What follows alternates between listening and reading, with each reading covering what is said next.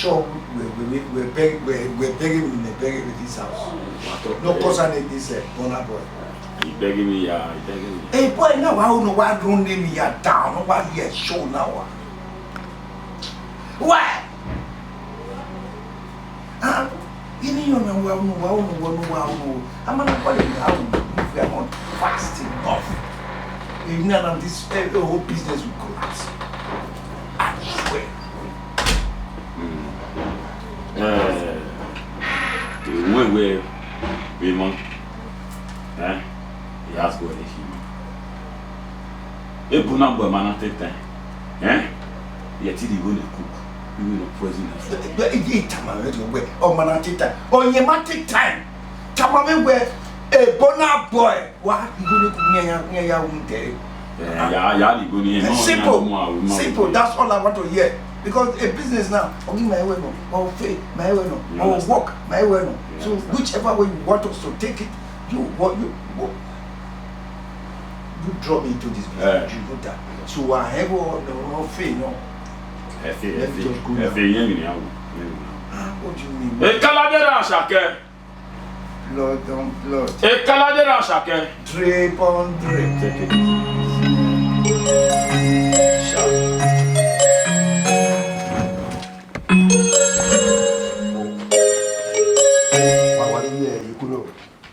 Fast. What do you know me?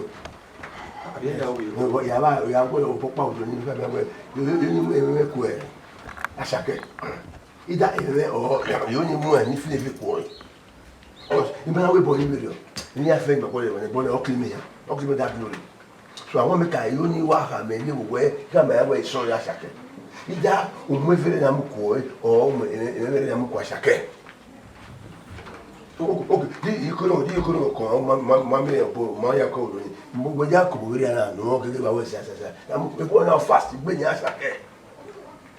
Papa, when the man forward, we are tapping with the bottom, no threatening at all, no whoever for those kinds of yammy now. For me, guess if it's street, I'll see the don't have but Matilda dented, I'm going to go now. That's if you want to fair. We are my way, I'm my way. Nigga, bag so Asake. Oh, wait. If you have famous wife, you want to make Gloria. Maybe one you know, not remote, you know, we are time out. Okay, one we had me don't bomb. You give up. They look for it now. Oh, people wala. We were telling them. Wait, sign. Noted, sign.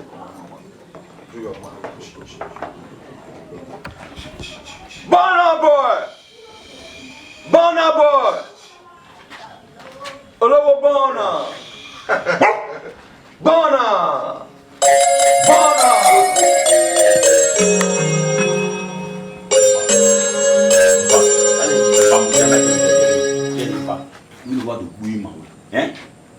If I get a first and last, I'll be ask me.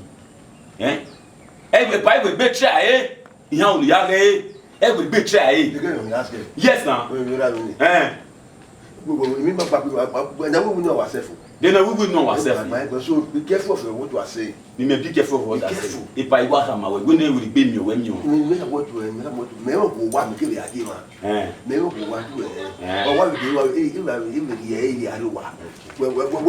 if I come away, when will be me when how do you beg them young one and you are only one? We will be us that for you. Be us that for you.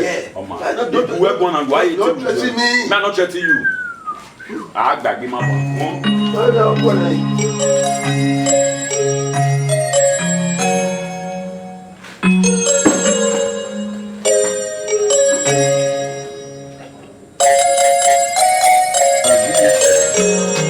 Asake, Menu, if we connect you, oh yes. Why do we go? It's a go. You will beg if we connect every I will to maintain the I already feel what is in your mind. But we are going away with that dinner. So anyway, let me just be frank with you. Kirigbe.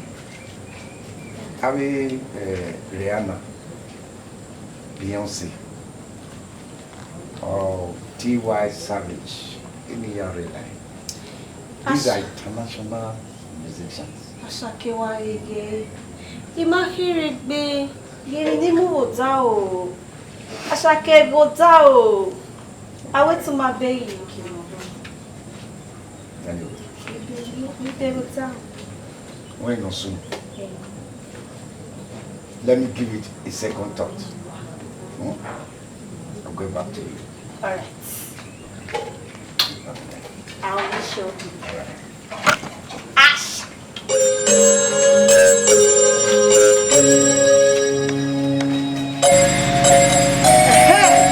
Ifueko, no me get color. Ifueko. Iwa bege wele no ya wele le la bi ya mi. A o me wa so to be ku e. Ibe wonu ga le gbeli ke o nuta ohun wa se wa. Ana to. Iwe ni wa le to last e na ko ta ma we.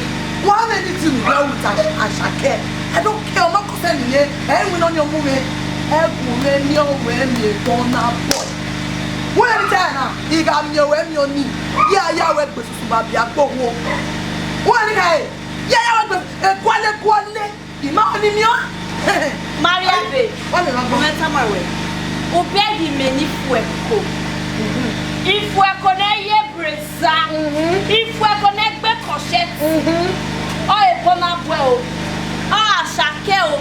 No, you didn't move, Yamo. Yeah, you move your career, because Ruta, where Asake de Bonaparte, a mani little Nimian example, and yakin. Opportunity nothing, where to do it. What do you know me? Do not talk away. I don't talk away.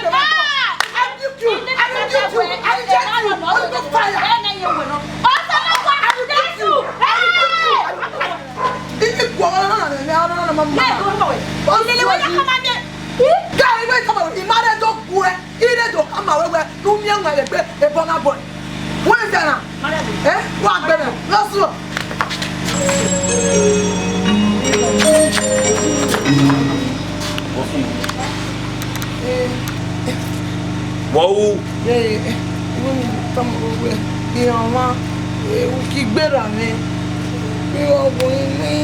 Where am I? They do what it I want me to get it go what the other. I want me to get it go what the other. What the country do where? Go on. Yeah, na igo iro. Mama. Sia. One competition in Mawauna. Asake na win. Asake na win. You share on this thing before. My way. I travel. On the plan here. When is second day? Yeah, leave it for God. Don't worry yourself. Yeah. Oh, remember? Yes, I will take you to Europe. Yes! I didn't care. I'm not telling you. Yes, now.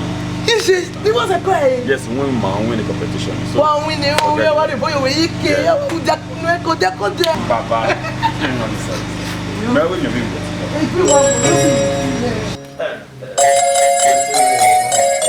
Bedu when I walk with.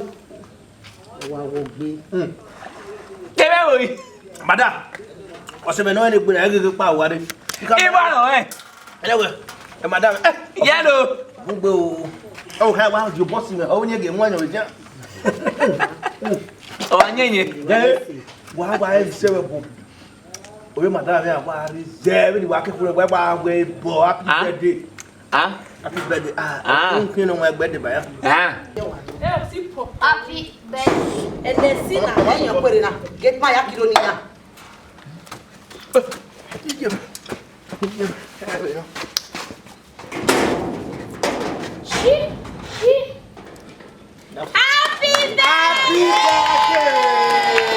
Happy birthday to you! Happy birthday to you! Happy birthday, happy birthday, happy birthday to you! Happy birthday to you!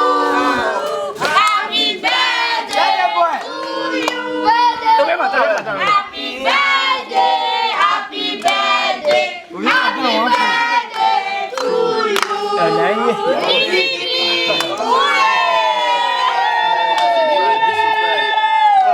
I love my son before mom. My roommate. Brother, you want My roommate. Thank you I very agree much. to you. I agree to you. I appreciate. Wow. the birthday now. You want time? You know we are surprised you with. You know? Yeah, no. I will wake and say, you know, my immediately. It's surprise we surprise me now. What is on now? Mommy. You know what surprise you? The birthday now. Ekaladera Asake. Drip on drip. Ekaladera Asake. Only one Burna boy. Ekaladera Asake. Ekaladera Asake. Ekaladera Asake.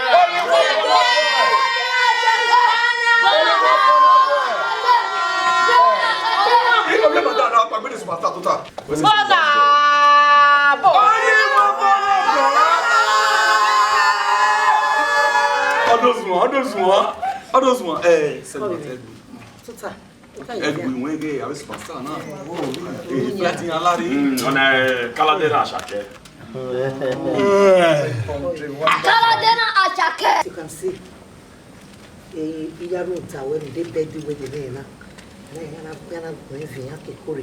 know what I've spent. Oni or Asake. One love, brother. One love, bro. Burna boy.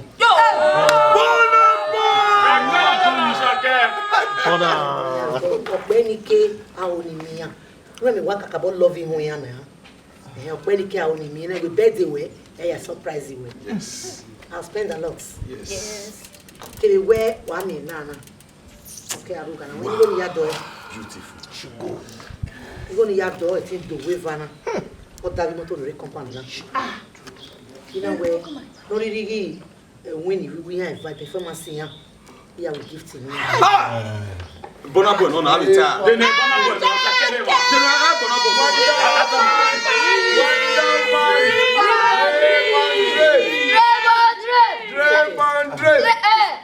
Asake, I hope you will send me your music. One love, brother. Your one don't sign anywhere. Okay. We no sign na. Asake, my followers. The popular Burna boy. Yeah. And the popular international. Yes, Asake. Wow. Bless man, God bless man. Yeah. We are to feel well.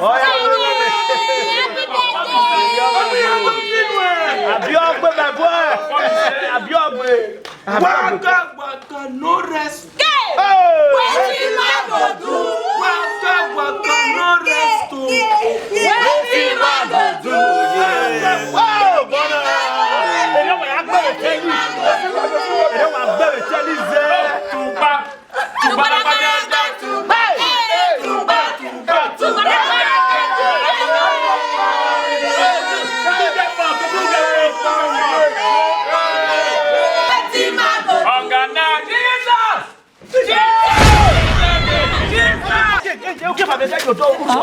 Don't say the truth right now. I will release it up by the both of you now.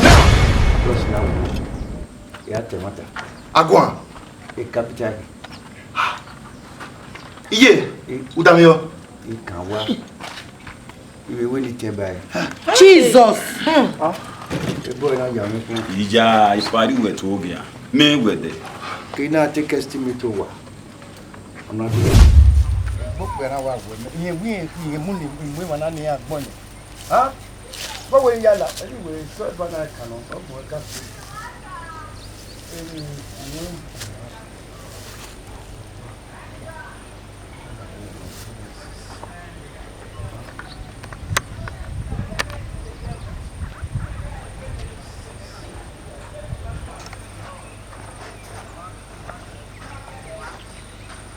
C'est pas d'abord.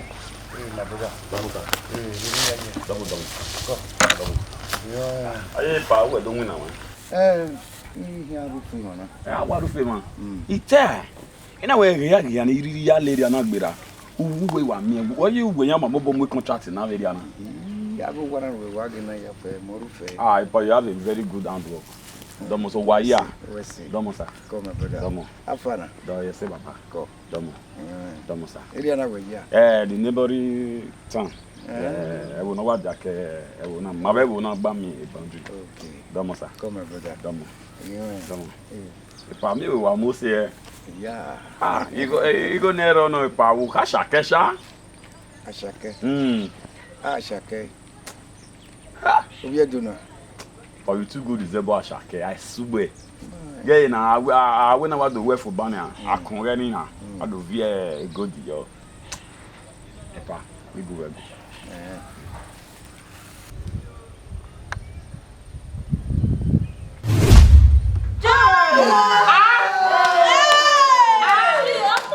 This is impersonation. All women are what? But that way.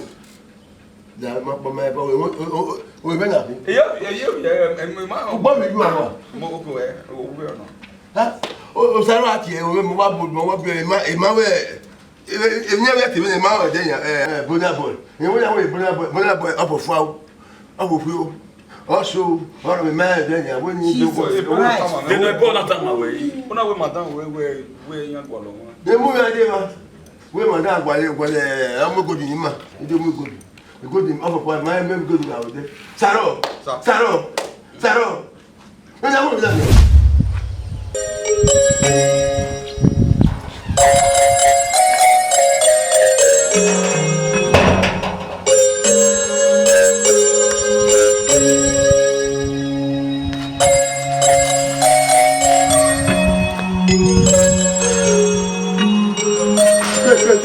Saro, welcome back. Wait, Saro. What will be Saro? Saro, you carry, I may carry. More to go in that carry. Now we are ready to go for carry away. Oh, when the men were In Yanni may carry your food, Saro. Forgive me when I go for Saro. You don't tell you where I will move on. We have been making him no idea. Who got back and you manage it here? One step continue, you manage it here. Open move where eh? If we move it. Who will be here? I will be a big guy. I will yakin, who that knows a baby?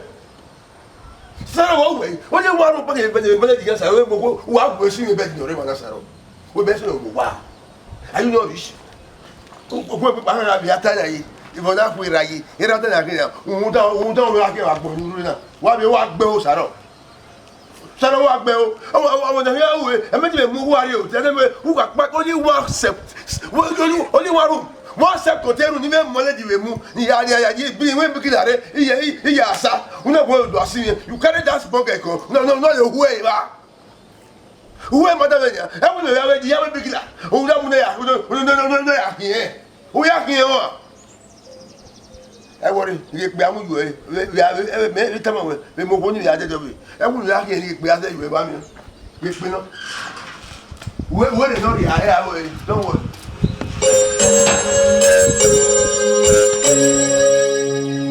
The better man to do on here when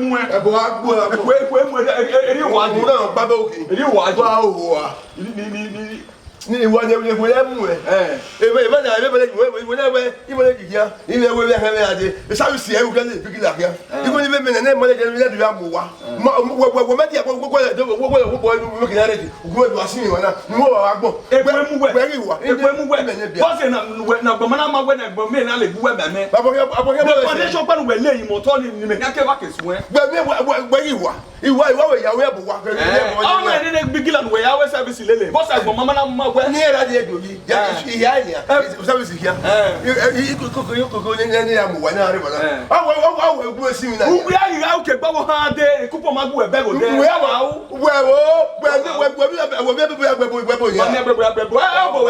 abo we rie omo gwa aragbon abe mi egwe abe mu eja won wo e ti mi era bagun mi ragun wo no ge wa ko to wa fun e gbogbo me le wo wa yi na be bo se ni gbogbo se wa pe ma fu fu where you are? See your mate. Where you see your mate? Unu kune dia dia we. Me ye, Unu kune dia dia we. Unu dia we. Unu ba bi dia we. ye re ba ni me. Ya re ba du we. Ya re ba ni me. O ya re ba ni agbo ma we na. Obo ya. Ama na. Iwo service. O ye guy ava guy egbe mu we uye demo e pa ni wo. Ika ye ni sa we ya se we ga keka. E pa re wa yo mu e do pa u ki wa ge yo mi. Uwe ba. Ya bet. Uwe ba. Da me asayo. Service ni me. O be we. O ya bo ya gbo yo yi ma ro ya gbo yo yi. We we ade. Wa suwa. E ke be ti ya ye ko le gbe me le. E ke bo ko be. Ofa wo. O po ye ra yo to ya. E te ti we koko ma te ti ya. U ya o ki ye mo to. U ya du e ki. U ki ka u ya mu ki e. O ya bo ye mi di o. O be we. 100 person. Báwo wà? Ade. 100 people.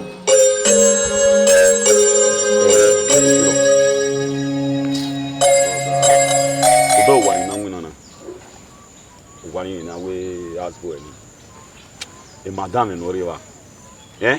O me go gbe. Meka want to what's up me where I move area. She has money more than anybody in this area. E madam ni aga luigo.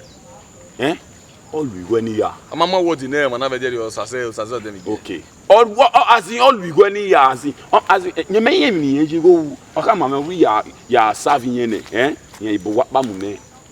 Ye fly me area abroad. We dey me we say, living me we say no wa we dey me la wa wa ni anwu na wa mari me la.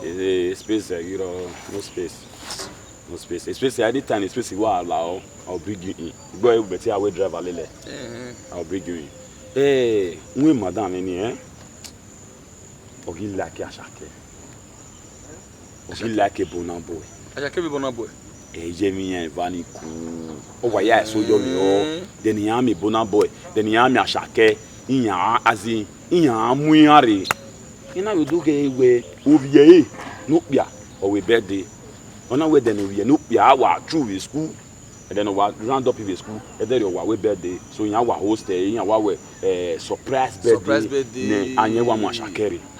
Ina hey una rakatula. O wa ya disturb me na ha me ane we o cha Asake me.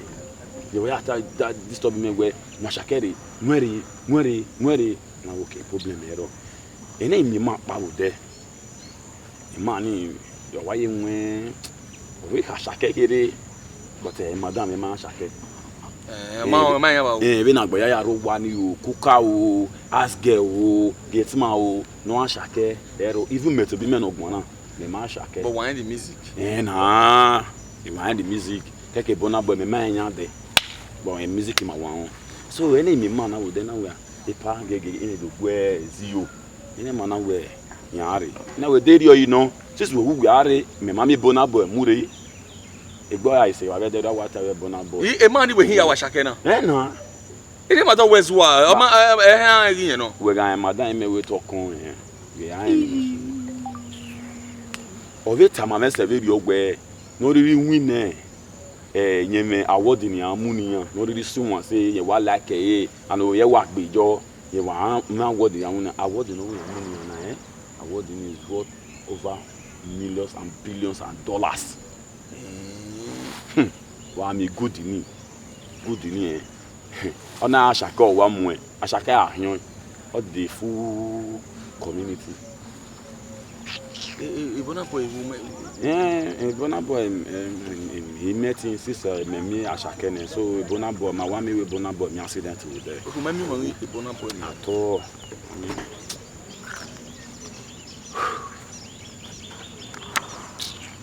Siro me ado ari wa we madam o re ma me so ewo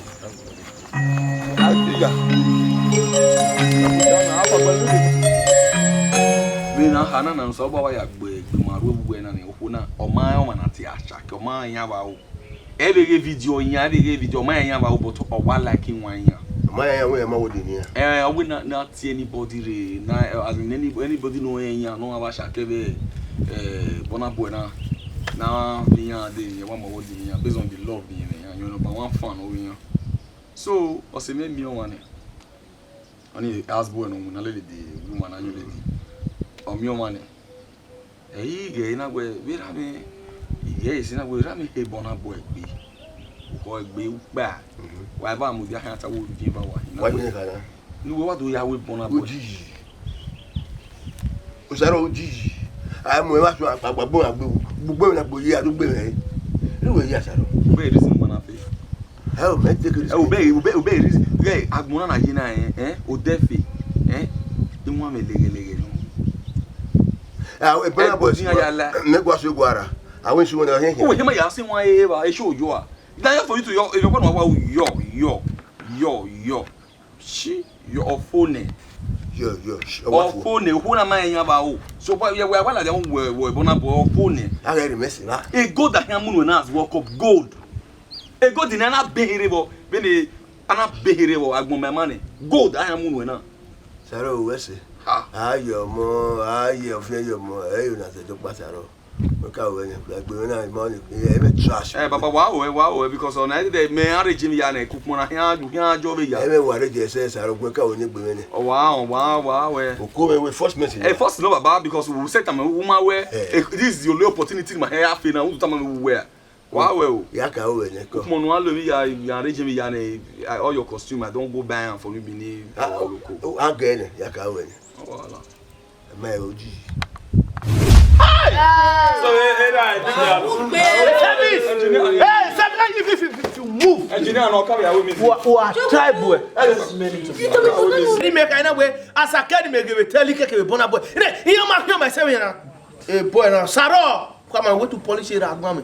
Abi now you are in trouble. Oya madam la wo wara e kita we. Saro you are dead man. Saro you are dead man. Baba Okay mama.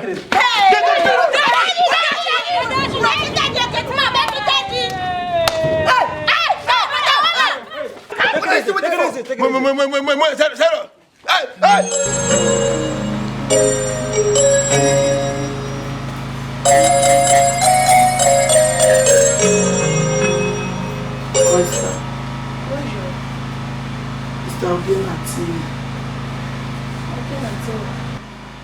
Come. Where did they move? Anyways, in my camera. Thank God you were. No way a Burna boy. The ba no way you Asake. Saloba Zovenia Benin. And you was why you value we one. And come to think of it. Can't am jeme there. Na we call we door. You don't understand. I need all of it to let them be. Come here, go on. Why can you be? I come away, maybe it be my hour. Okay? You may hear no one now. What's no that way? Call away dog, babe. What's no? One year. Two more year. It's that. He said it to worry my way, woman to woman.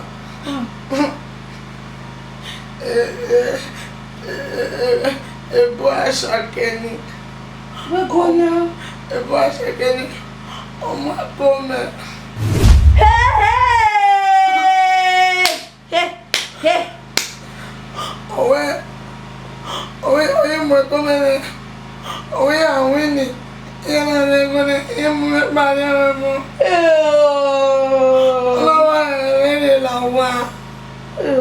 just like that. Who dare go? If I tell me what I do, what Benin be why you be, what will say? I made more convenient. Oh, my now. Give you a carry. You tell me, one more. You can't tell. Tala, master, you were secret here. Secret, my Private. Then I can't tell my what to the old metal. On every soon. And soon. It's another way that so. It was for what Moya, if I got a baby. What left me away? Oh. Atimujahowe. Atimujahowe na era bio. Atimujahowe. Anene. Opagaya eya ovie ya ole. Emeti do mu o wana. E o wada when je be wu ne boy ni se. Ona e bijeme yesi. Eni oge no mata. Iya we na wana amu ekuma. Wa we uya ngwale no mu ekono. Do mare miwe ubora wijo wa. E o wana. O te mu ja ho we. Memi we gishimere. Eu solo mare. Pouco vai ver. Rubbish. Ah, muita gente o de noe. O buena visuali, o wana zone, chake, bana be, chake, bana we. É tu tá aí capaz.